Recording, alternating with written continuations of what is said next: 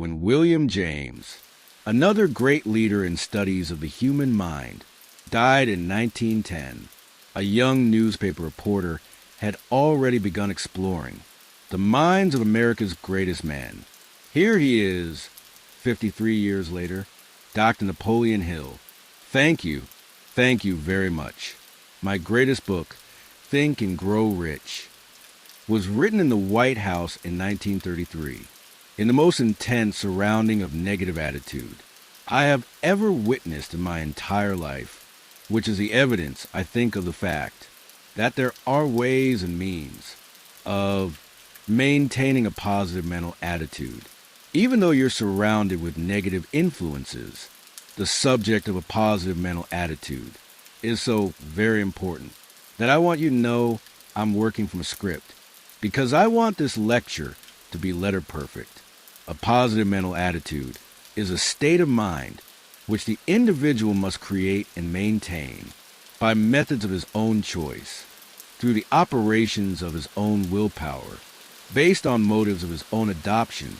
In the printed lesson on this subject, many suggestions are offered as to practical methods by which the individual may take possession of his own mind and develop the habit of directing the mind in a positive mental attitude.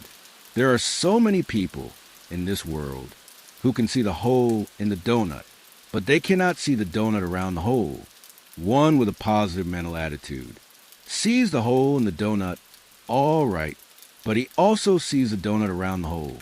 Nothing constructive and worthy of man's efforts ever has been or ever will be achieved, except that which comes from a positive mental attitude, based upon a definite purpose, and activated by a burning desire, and intensified until the burning desire is elevated to the plane of applied faith. When it comes to wishes, everyone has a flock of them. When it comes to idle curiosity, everyone has a stock of it. When it comes to hopes, perhaps half of the people have hopes for unattained things or circumstances. Burning desire, only that small percentage of people who could be called successful ever feel the urge of this burning desire. Applied faith, only the leaders attain this degree of mind control, which can exist only in a positive mental attitude. Prayer brings positive results only when it is expressed in a positive mental attitude. The most effective prayers are those expressed by individuals who have conditioned their minds to habitually think in terms of a positive mental attitude. For a great number of years, it was a mystery to me as to why my prayers failed more often than they succeeded. When I found out the real cause, I discovered that I was in the habit of going to prayer only when I was in difficulty, when I wanted someone to bail me out. Later on, I learned that the best way to go to prayer is to condition the mind long before an emergency arises by expressing thanks and gratitude for the blessings you already have. The vibrations of thought sent out from the individual's mind carry with them, though, to other minds, the precise state of mind in which they are released, a fact well known to all master salesmen who have learned how to condition the minds of their prospective buyers before they meet them. Mr. W. Clement Stone has approximately 2,000 salesmen.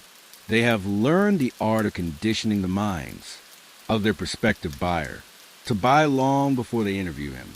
That's an astounding thing, but I am sure that Mr. Stone's increase from $3 million of personal wealth to over $100 million is due, in the main, to the fact that those salesmen have been trained to condition first their own minds to be positive, and then that vibration of their minds goes ahead and affects the minds of prospective buyer.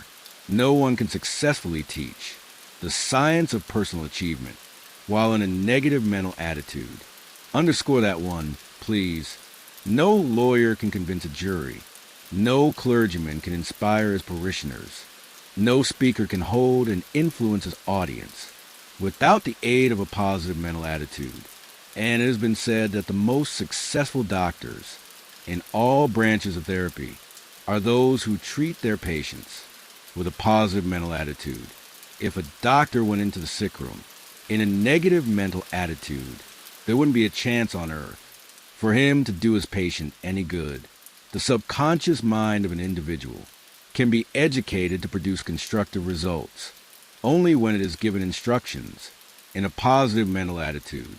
The subconscious mind responds most favorably and immediately to a burning desire backed by applied faith followed by action. Constructive mottos are often used by people who recognize what a powerful influence one's daily environment has on the makings of a positive mental attitude. When I was associated with R.G. Letourneau in 1942 and 43, I wrote over 3,000 positive mottos, and here are some of them. You can do it if you believe you can. And how true that is.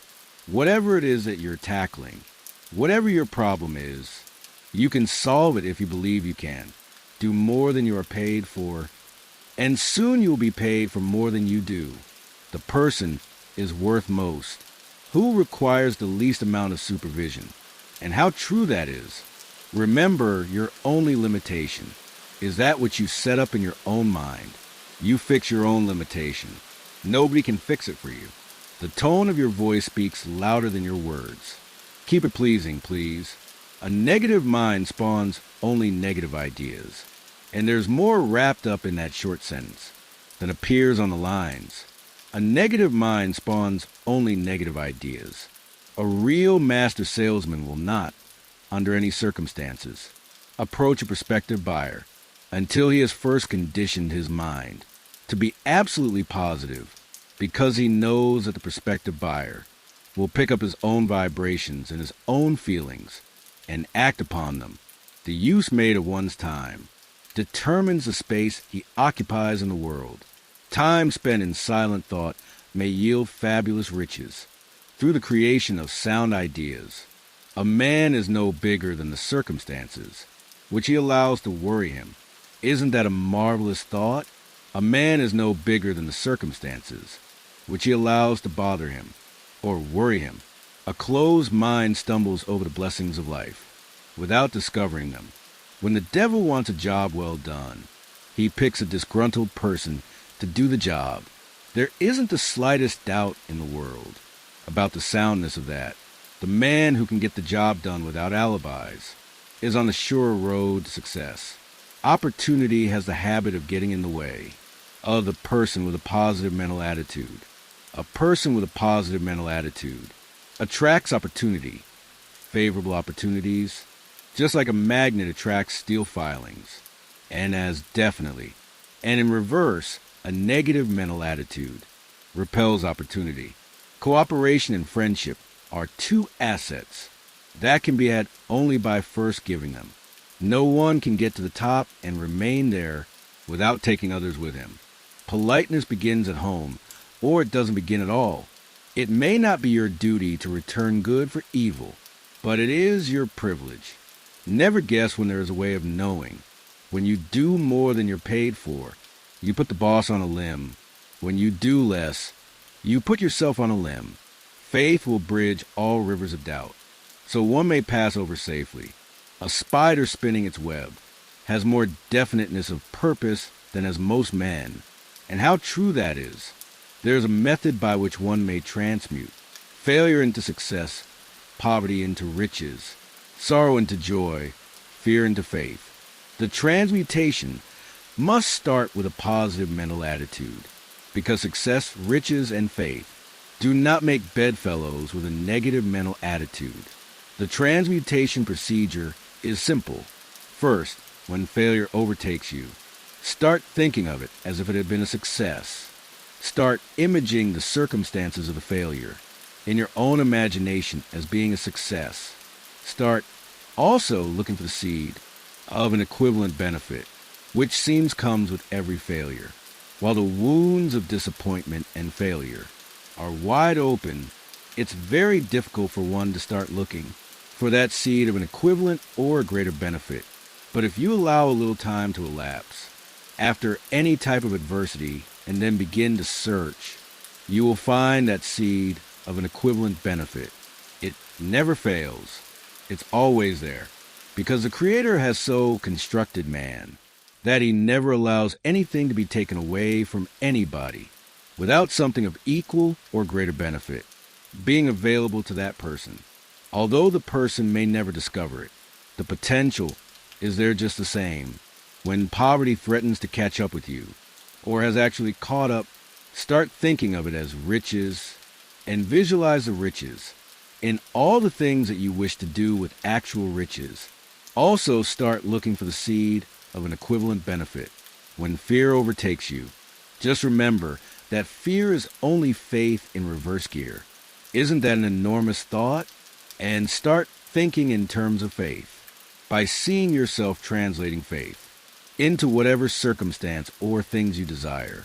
When sorrow overtakes you, start expressing yourself in terms of joy, perhaps by singing or giving thanks for your power to convert sorrow into joy.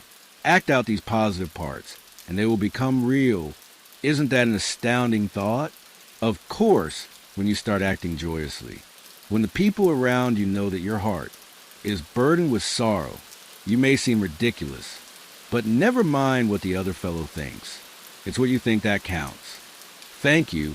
I have been criticized by some who didn't understand the nature of my 10 invisible guides, but the reply is that they serve me perfectly. They allow me to say to the world that I have everything upon the face of this earth that I need or desire or want.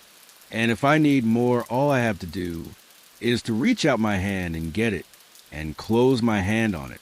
So if those who do not understand the law, back of my 10 invisible guides, wish to criticize, that's their misfortune, not mine. Have a session with yourself in the bathroom every evening, just before retiring.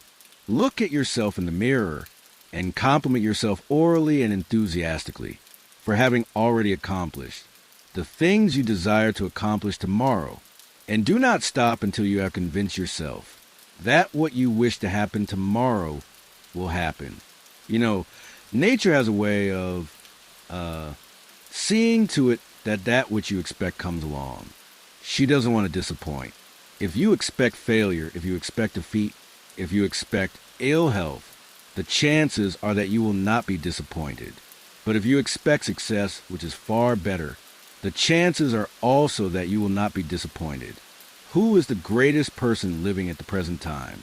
The answer, of course, is that you are the greatest person now living. If you don't believe this, then begin at once to tell yourself it is true, for it is true as far as you are concerned. Do you know of any person living, past or present, or who is more important than you are?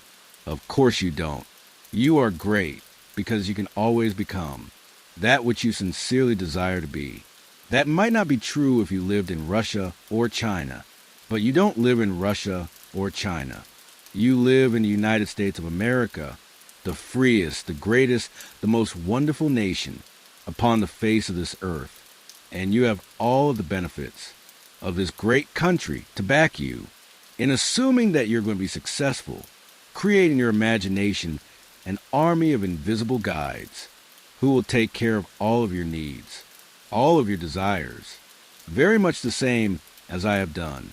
For instance, the guide to physical sound health, whose duty it will be to keep your physical body healed and in good health, and the guide to financial prosperity, whose duty it will be to keep you supplied with all the money you need, and the guide to peace of mind, whose duty it will be to keep your mind cleared of all fears, all doubts, all causes of fear and worry, and the guide to hope and the guide to faith, whose duties it will be to give you inspired guidance as to all of your plans, aims, and purposes, and the guide to romance and the guide to love, whose duties it will be to keep you young in body and in mind, and the guide to overall wisdom, whose duty it will be to convert to your benefit all circumstances and influences which affect your life, whether they're good or bad, negative or positive, and the guide to persistence, and the guide to Norm Hill.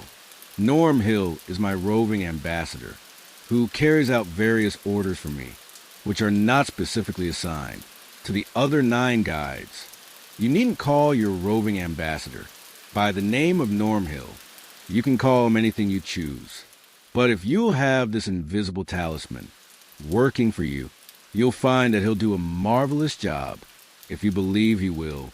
Your only compensation needed to keep these invisible guides eternally active in your service will be an expression of gratitude offered each night before you retire, in which you will thank them individually for the service they have rendered you during the day and the service they will render you tomorrow and always.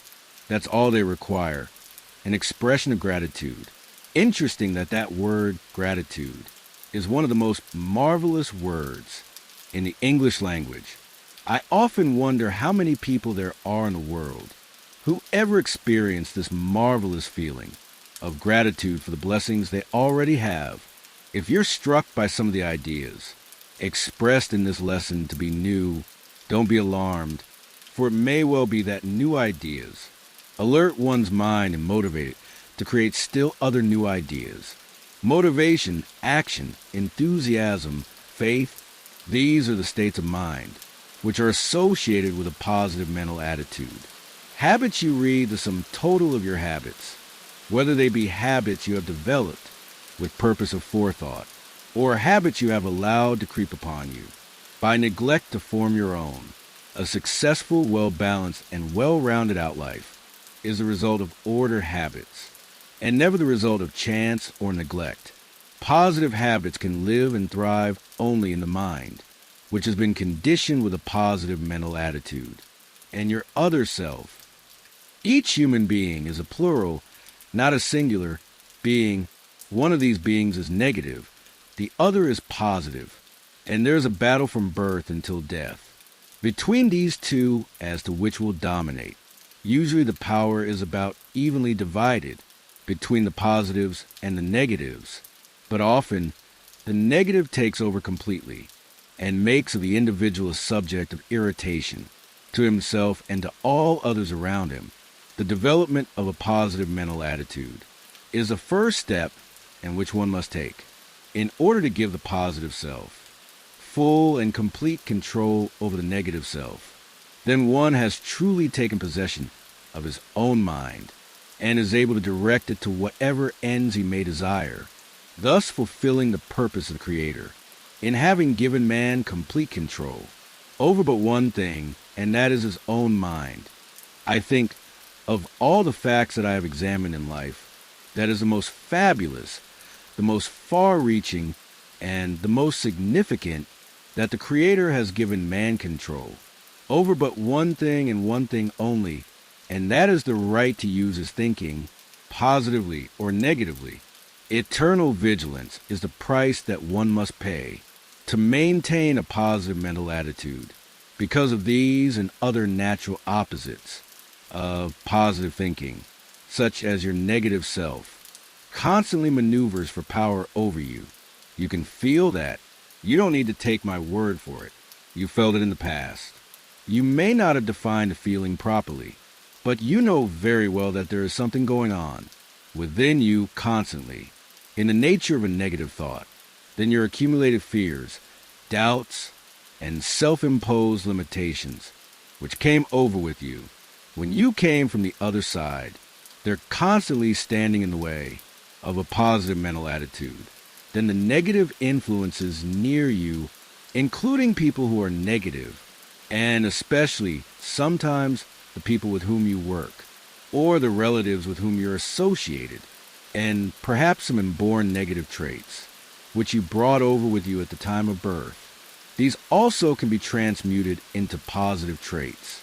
Worries over the lack of money and the lack of progress in your business, profession, or calling in life. I don't know of anything that can pull the rug out from under one quicker than worries over the lack of money, unrequited love, and unbalanced emotional frustrations in your relationships with the opposite sex.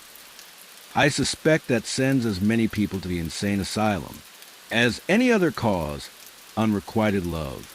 It seems to me that a man or a woman who has been disappointed in a love affair would look upon the affair as very much as a sort of a streetcar ride. You know, if you don't like the car you're riding on, you can always get a transfer onto another one. And if you haven't, the car hasn't arrived yet, Just remember, if you stand by the side of the streetcar line long enough, one will come along. So don't let it worry you in the meanwhile. And unsound health, either real or imaginary, that also is something that you have to battle against in order to maintain a positive mental attitude. And intolerance, the lack of an open mind on all subjects toward all people, you certainly have to keep a close check on that one. If you're going to maintain a positive mental attitude, it makes no difference how much another person may deserve your hatred or your dislike or your intolerance. He may deserve it, but you can't afford to give it on account of what it will do to you. And greed for more material possessions than you need. I have probably seen and known and dealt with more wealthy men in this country than any other one individual. And I want to tell you, my friends, that I can count on the fingers of my one hand the extremely wealthy men with whom I would have cared to change places. Most of them paid too much for the money they got. Their greed outran their reasoning. They were getting no peace of mind out of life.